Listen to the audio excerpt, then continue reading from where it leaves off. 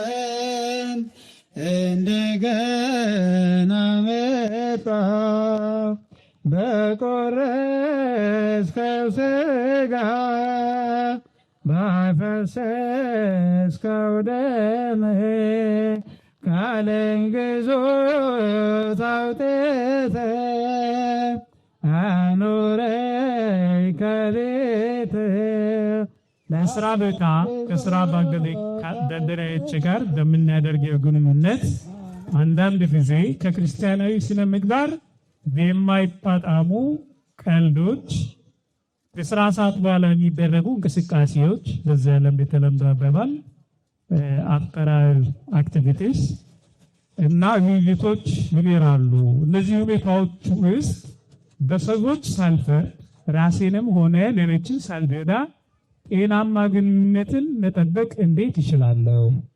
እንዲህ ያሉ ሁኔታዎች ሲፈጠሩስ ክርስቲያናዊ እሴቶችን ሳልተው ግንኙነትን በጥበብ መምራት እንዴት ይችላለሁ? የሚል ጥያቄ ነው። እንግዲህ በስራ ቦታ ያለን የብዙዎቻችን ጥያቄ ሊሆን ይችላል። ከሀገር ኢትባልና ተለምዶ ጋር ከሚነጥብን ነገሮች ራሳችንን ባዲያን እንዴት አዛንደን ክርስትናችንን እንጠብቃለን የሚል ነው። ለመመራችን በስመ አብ ወወልድ ወመንፈስ ቅዱስ አሐዱ አምላክ አሜን። አባቶች ሊቃውንተ ቤተክርስቲያን ሁላችሁም በዚህ ቅዱስ የሆነ መርሃ ግብር ለተገኛችሁ በእግዚአብሔር ስም ሰላም እላለሁ። ይህን እንድናቃር እንድንወያይ የፈቀደልን የአባቶቻችን አምላክ እግዚአብሔር ስም የተመሰገነ ይሁን።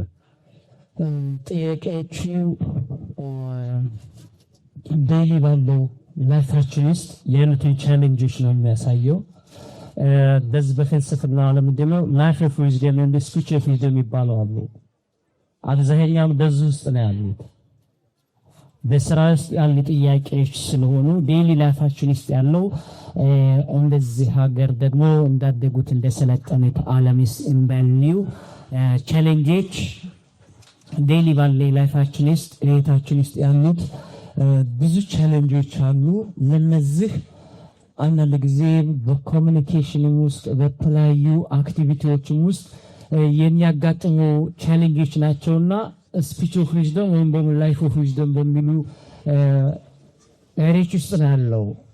ለዚህም ደግሞ መልሱን ለመመለስ ይሄ ያልኩት ከላይ ቃል ባለ ሆኖ የአባቶቻችንን በቤተ ክርስቲያን እንደ ኦርቶዶክስ ተዋሕዶ ቤተ ክርስቲያናችን ብዙ በገዳና ህይወትም ወደ ደርሚያን ሰይድ አባቶች ለዴዘርት ፋዘርስ በምንላቸው አባቶች ስንሄድም እዛም ውስጥ የተለያየ የሆነ ቻሌንጅ አለ።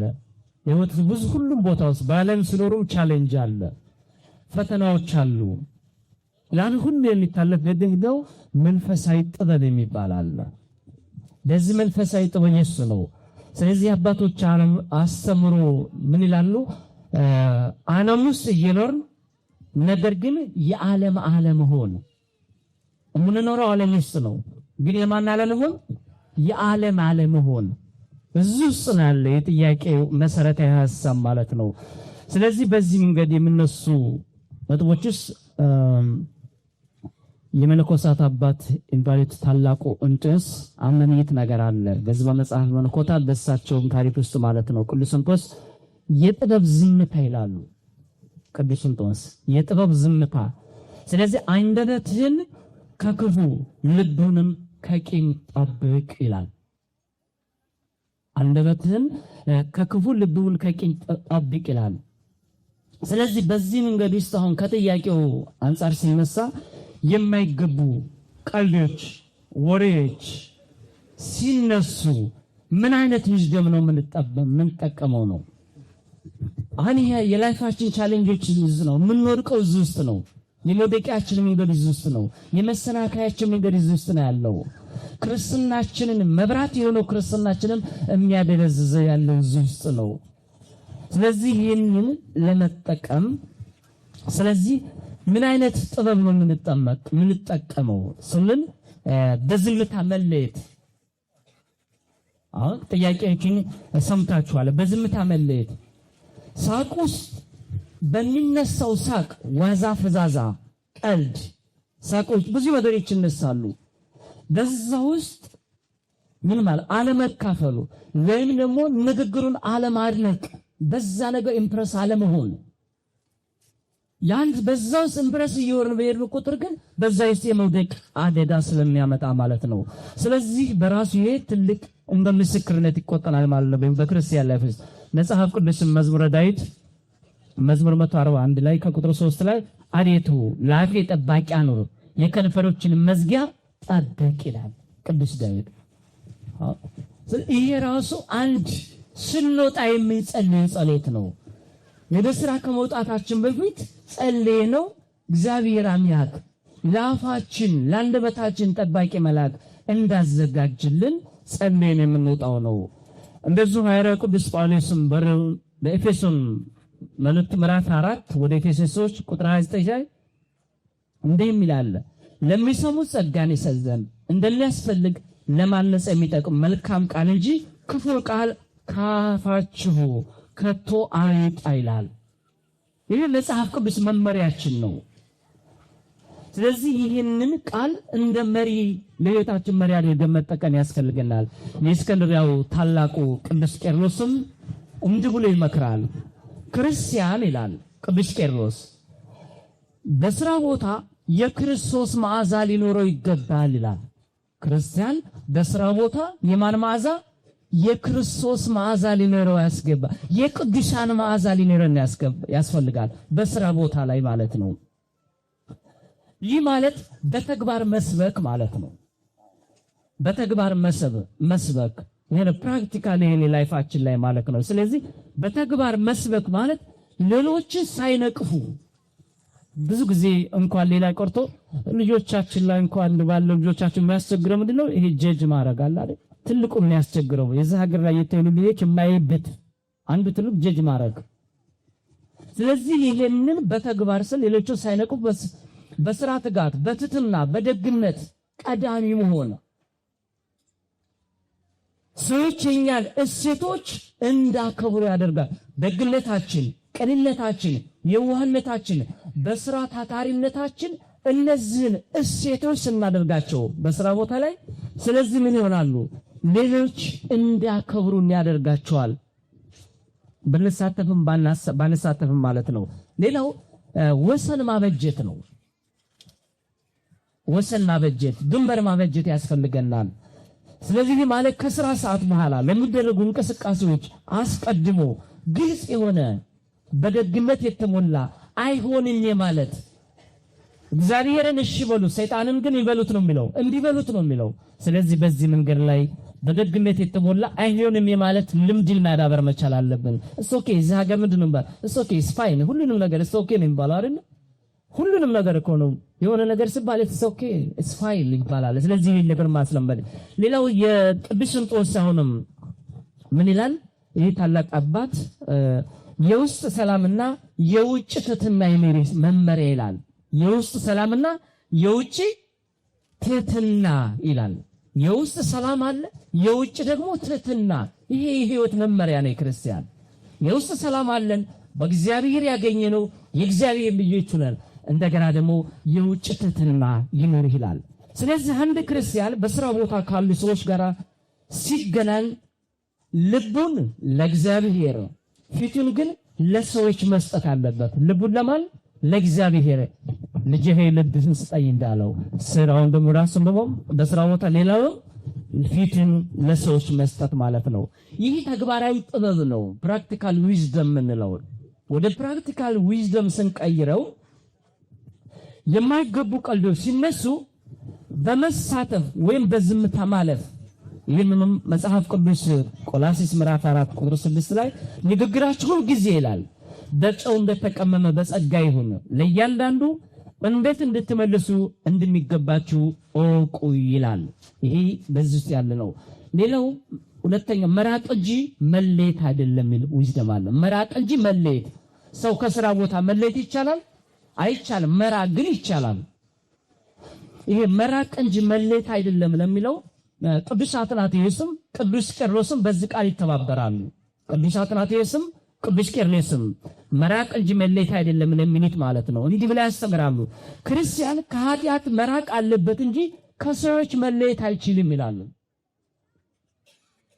ከኃጢአት ይርቃል፣ ከሰው ግን መለየት አንችልም።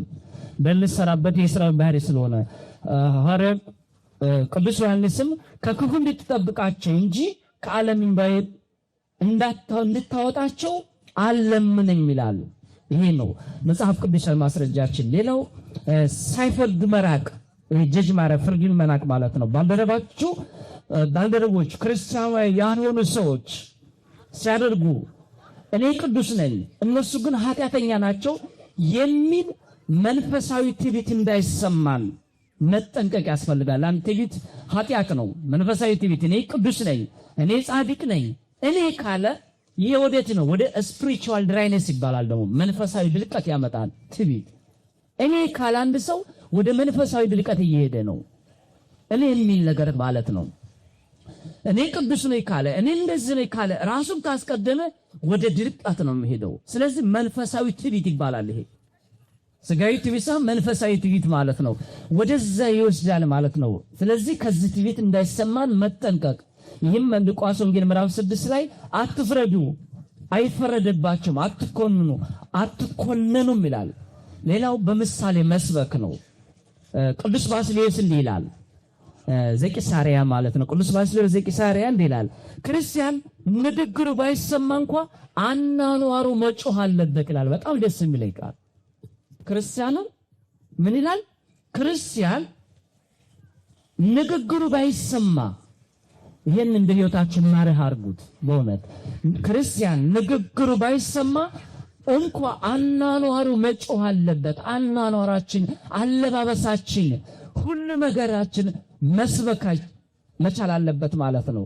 ይሄ ወደ ተግባራዊ ጥበብ ሲቀየር እኛ በስራችን ታማኝ ደግና ረዳት ከሆን ሰዎች የኛን እምነት ማክበር ይጀምራሉ።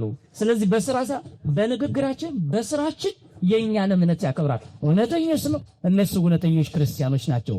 who is this guy ሌሊዝ ይላል ይዘ ኦርቶዶክስ ይላል። እነሱማ ትክክለኛ ሰራተኞች ናቸው። ስለዚህ ስራችን ለዛ ሰልካል ማለት ነው። ይህንን ማቴዎስ ወንጌል ምዕራፍ 5 ላይ እንዳከብሩ እንደዚሁ እንደሚል ቃል አለ። መልካሙ ስራችሁን አይተው በሰማይ ያለን አባታችሁ እንዳከብሩ ብርሃናችሁ እንዲሁ በሰው ፊት ይብራ ይላል። ሌላው አንደበትና ጆሮን መጠበቅ ይላል። ይሄን ተናግሬ ጨርሳለሁ ካለኝ ሰዓት አንፃር ማለት ነው። የእስክንድርያው ቅዱስ ቀለሚንጦስ እንዲህ ይላል፣ አንደበትና ጆሮን መጠበቅ፣ ጆሮ የነፍስ በር ነው ይላል። ጆሮ የነፍስ በር ነው። የማይገቡ ወሬዎችን ደግሞ መስማት ነፍስን ያቆሽሻል ይላል። የማይገቡ ወሬዎችን፣ የማይገቡ ቀልዶችን፣ የማይገቡ ፌዞችን መስማት ምን ያቆሻል? ጆሮን፣ ነፍስን ያቆሽሻል ይላል። ስለዚህ አንደኛ ቆሮንቶስ ምዕራፍ 15 ላይ የሚያሳፍሩን ነገርንም የስንፍና ንግግርን ወይም የማይገባ ቀልድ አይሁን ይላል። ኤፌሶን 5:4 ላይ ክፉ ባልንጀርነት መልካሙን አመል ያጠፋል ይላል። እግዚአብሔር ይስጥልኝ። እንደገና መጣ በቆረስከው ሥጋ ባፈሰስከው ደም ካለን ግዞት አውጥተህ አኑረኝ ከቤትህ ባለም ግዞት አውጥተህ